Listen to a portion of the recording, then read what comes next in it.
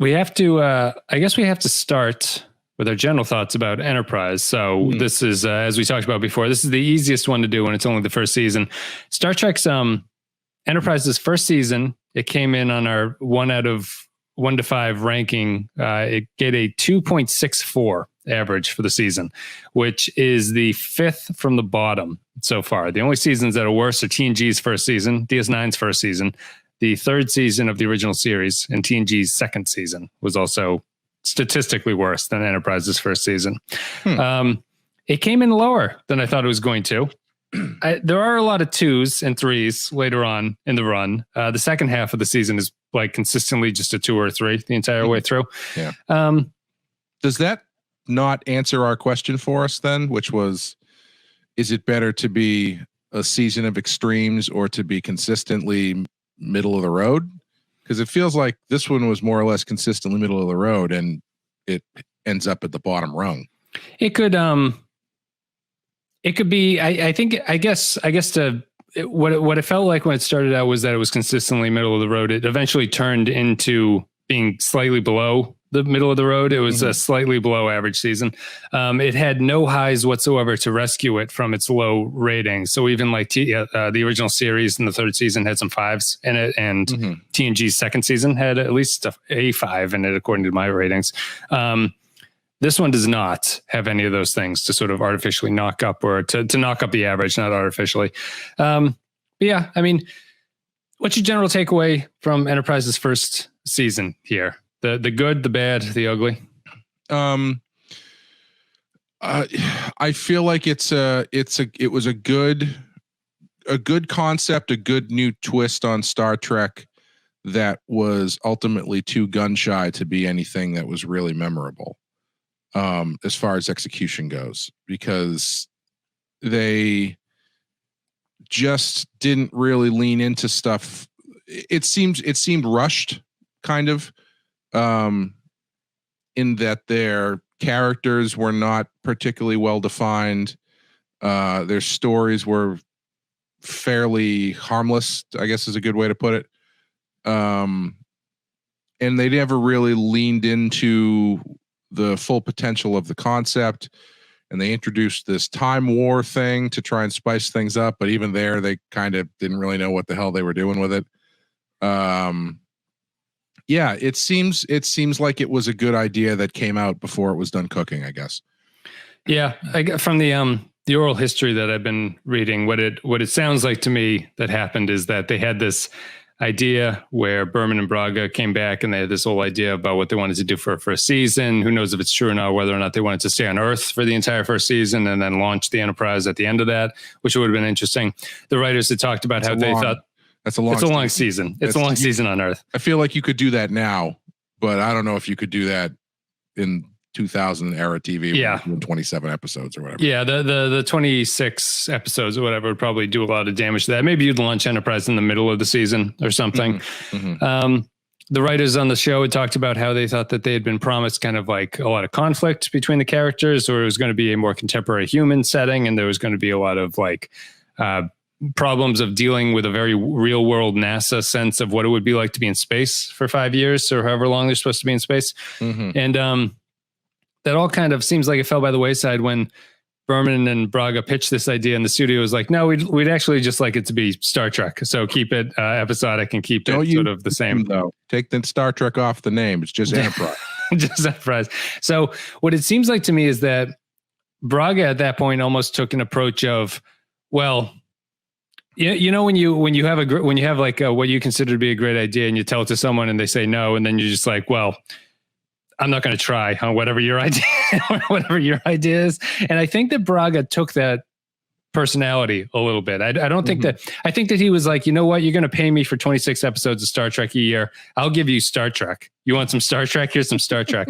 And what he put out was Star Trek, but it's not particularly interesting Star Trek. It's just perfunctory and functional Star Trek. And there might be like, it might have even reflected in the way that we watched it, where the first half of the season we were more positive and sort of like, what a laid back, strange show that doesn't really have a tremendous amount of drama or conflict within it. And then that kind of wore on us by the second half, where we're like getting kind of tired of this. How about something else pick up?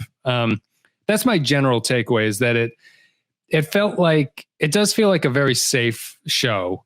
And at the same time, being like the 5th Star Trek show, you're surprised that it's the safe one still. Right. And that's probably like the worst combination of things that you could have, is to be very safe and be very long in the tooth in terms of being a franchise. And they just didn't have anywhere to go. If you're not going to explore the prequel idea, then you don't have anything for the show to really kick off against, at least in its first season.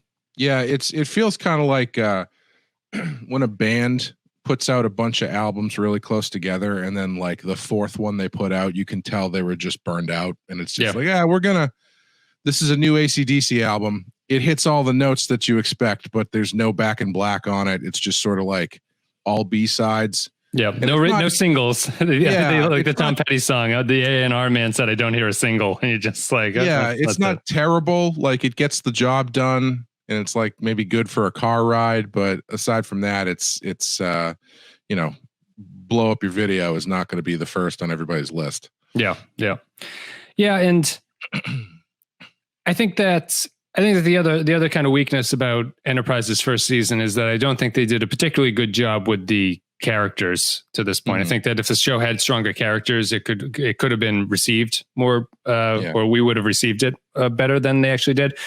I think they do surprisingly few character focused episodes. There's a couple, and the ones that excel, I think, are like Dear Doctor and things like that. But in general, it's a lot of ensemble stuff, or it's just Archer deciding to do things. And to that end, I don't think that you can really describe any of these characters well, outside of the one trait that are kind of weird at this point, like Reed and his pineapple, and Hoshi and the insecurities, and Trip is a Southerner and things like that. Like I feel that the characters, and especially people like Mayweather, all he has is Boomer, just Space Boomer. Right. That's his only thing. So at that point, there have been no episodes that have really drawn out any of that information.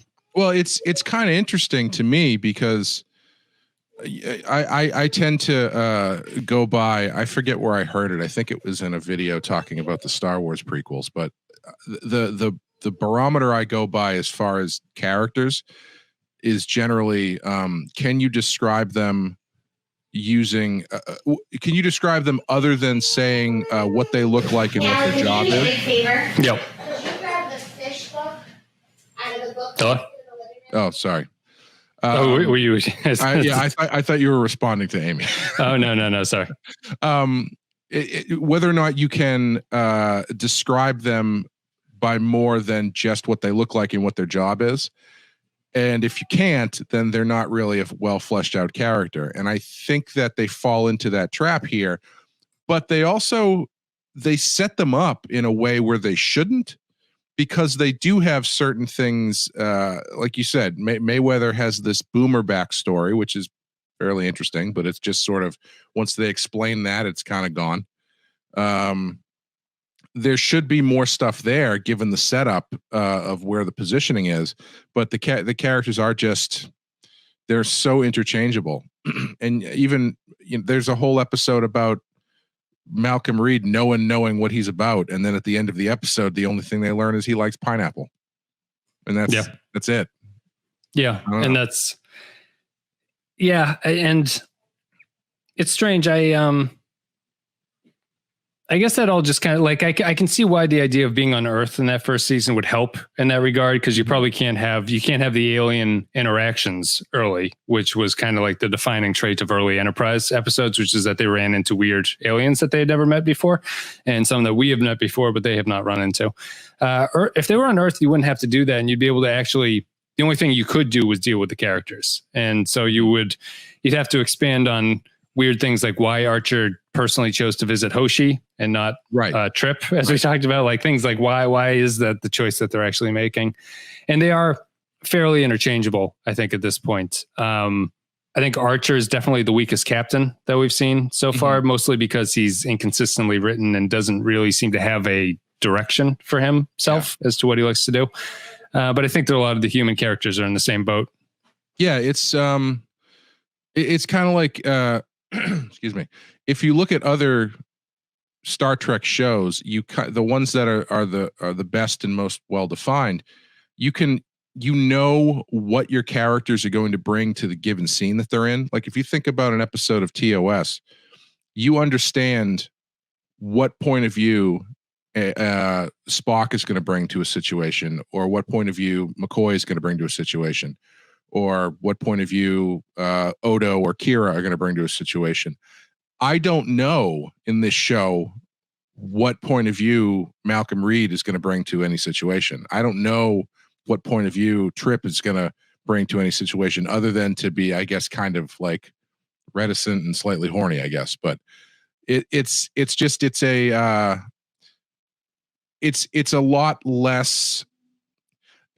That having it that way makes them that much more interchangeable, and it doesn't really lend itself to any real drama when you put the characters together in a certain situation, because you don't really know what you're going to get out of it.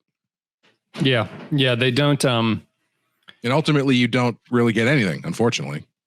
Yeah, no, that's true. I mean, the issue there is that if you just don't have, if you don't, because I'm thinking back on scenes in Enterprise where they actually paired off people like Trip and Reed, and what they disagreed with was a sort of procedural process that they wanted to go under. Like it's like whether or not you repair something or you do something else, or like there's something like that. There's no to think about like an Odo and Quark pairing. There's no thing about like criminality versus someone who wants order in their world. There's no like subtext to any of the stuff that they're talking about. And Enterprise, as we mentioned in the some of the episodic reviews, is a show that doesn't really have any subtext to it. There's nothing beyond what you're actually seeing on the screen is the stuff that's going on. And that when there is no subtext, I think that makes the 26 episode season seem even longer, because there's really because you don't look nuance. Forward. You don't look forward to any of these character interactions, except for Phlox and T'Pol. Like Phlox and T'Pol, you know what they're bringing to the table, and they are consistently the generators of the best scenes in the shows. But yeah, everybody else, you just don't really know what the tension is going to be in any given scene, or where any of that drama is going to come from. And I guess you could argue that you shouldn't or something, but it's like, I feel like you should be at a point where if you have Tucker or Trip, he's got so many friggin' names. Trip, Charles Trip Tucker the Third. Yeah. If you put Trip and Reed together in a tense situation, you should be able to kind of like be interested by what that is going to produce between the two of them, and all it produces is bad drunk acting. Yeah, and being cold, being drunk, and talk about specifically Shuttlepod 1, which was their chance to do that. And I mean, you'd say that Shuttlepod 1 is an episode best served by putting your two most antagonistic characters together. But I really don't know who. I guess that's T'Pol and Trip at this point, but they don't choose to do that. Or but I think T'Pol and Reed would actually be an interesting. I keep inflating Reed as a character in my own mind into what I want him to be, which is a bit more of a gung ho military guy, which I think would be an interesting contrast with T'Pol, but he's not really that. So maybe it wouldn't be that interesting, because he would probably just keep to himself and read in the corner. Yeah, I don't know. I think he would. I don't think I'd have a hard time generating what the conflict between the two of them would be. Trip and T'Pol seem to have some sort of personality conflict that I don't sense that Reed and T'Pol have, but I guess it would have to be T'Pol and anybody would be the most antagonistic, because T'Pol and Archer can kind of be antagonistic at some points, although they seem to have even really abandoned that by the end of the season. Like it started that way, but she's not really that way with Archer anymore. I don't know how it is going forward, but I really hope that they managed to, if they did manage to do that sort of scene with T'Pol and somebody else, if they could just avoid there being any sexual tension whatsoever. Because that'd be nice. It's such a easy low bar for that stuff, where I don't know. It's just because she's an attractive woman doesn't mean they're whatever argument they're in has to be have a undercurrent of raw animal magnetism. Would ignoring the ranking that I gave us here, When you think about in your mind's eye, as someone who's not looking at the numbers, where would you rank Enterprise's first season? Would you recommend anyone watch Enterprise's first season? You know, I don't know. I honestly don't. Because we kind of talked about it a little bit off air about how I think this show is hampered by the fact that if you introduced this to someone as their first Star Trek, it would be the most boring show anyone's ever watched in their life, because so much of what is interesting to us is seeing the genesis of what comes later.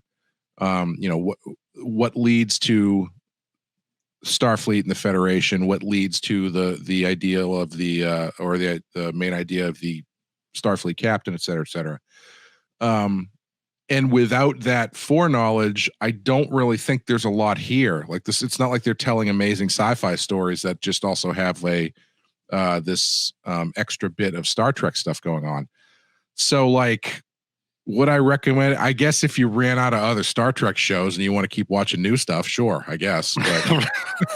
But like honestly, I would probably recommend Discovery over this, because Discovery at least is like, it's saved by its modernness, and is more exciting to watch, and probably is going to give you a better time than this, because this is ultimately it's just kind of boring.